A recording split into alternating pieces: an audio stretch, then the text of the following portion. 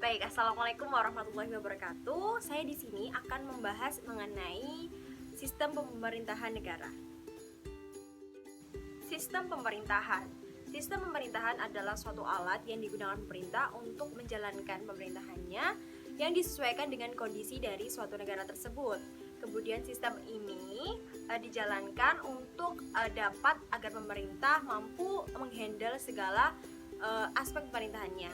Dan lagi, sistem pemerintahan ini dapat berjalan secara efektif apabila memang disesuaikan dengan keadaan dan karakteristik dari negara pengguna. Kemudian fungsi dari sistem pemerintahan.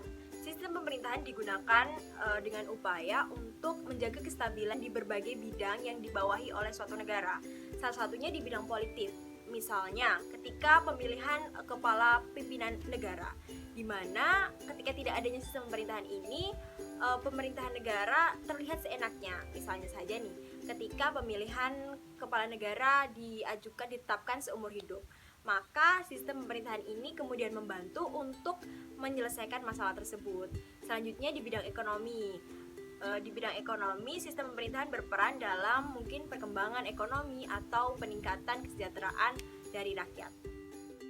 Pesan selanjutnya yakni mengenai macam-macam dari sistem pemerintahan. Saya menyebutkan 3. Yang pertama adalah presidensial, yang kedua adalah parlementer, dan yang terakhir adalah semi presidensial. Yang pertama, sistem presidensial. Sistem presidensial yakni menjadikan presiden sebagai kepala pemerintahan sekaligus kepala negara, di mana presiden di sini berkedudukan secara mutlak atas pemerintahan. Presiden juga dibantu menteri-menteri untuk menjalankan wewenangnya.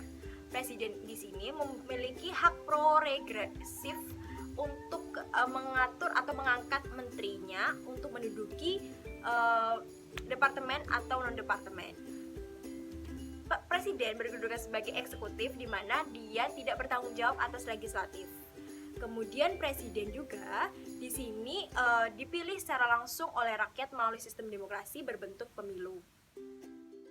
Baik, sistem pemerintahan yang kedua adalah sistem parlementer, di mana sistem ini dipimpin oleh seorang perdana menteri yang kemudian menduduki jabatan sebagai kepala pemerintahan di suatu negara, dan kepala negara dipimpin oleh seorang presiden.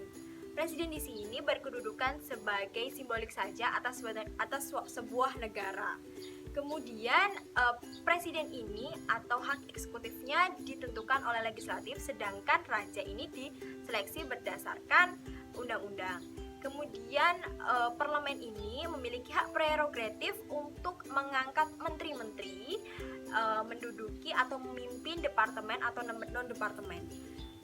Eksekutif ini bertanggung jawab atas legislatif, dan legislatif mampu menurunkan atau mencabut jabatan dari eksekutif. Baik, sistem selanjutnya yakni sistem pemerintahan semi presidensial. Dalam semi presidensial ini terjadi penggabungan antara sistem presidensial dan parlementer, yakni kepala pemerintahan tetap dipegang oleh Perdana Menteri, sedangkan kepala negara dipegang oleh seorang presiden. Kemudian presiden di sini memiliki hak istimewa, yakni hak progresif untuk menentukan menteri-menteri menduduki atau memimpin departemen atau non-departemen. Kemudian presiden sebagai eksekutif ini tidak dapat dijatuhkan oleh legislatif. Dan lagi, menteri-menteri hanya bertanggung jawab kepada legislatif, begitupun eksekutif hanya bertanggung jawab kepada legislatif. Presiden di sini dipimpin secara demokratis oleh rakyat melalui sistem pemilu.